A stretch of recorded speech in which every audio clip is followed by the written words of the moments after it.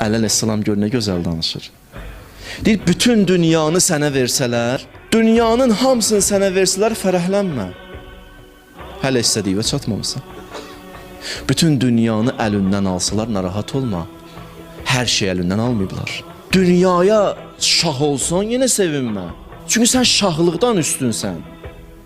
Şahlıq sənin qabağında nökərdir. Sən hara? Şahlıq hara? Şahlıq diz çökməli sənin qabağında. Cılızdaşımızla onu fikirləşirsən. İmam Baqir kəlməni biraz da böyüdür. Deyir, sənin qiymətin nəinki dünyadan üstündür, sənin qiymətin cənnətdən üstündür. Deyir, birdən seçim qarşısında qalsın, canını ver, cənnət al, vermə ya. Canının qiyməti cənnətdən bahadır. Cənnəti tikən sənsən. Cənnət sənin əməllərindən hazırlanır. Cəhənnəmi də cəhənnəm edən insandır.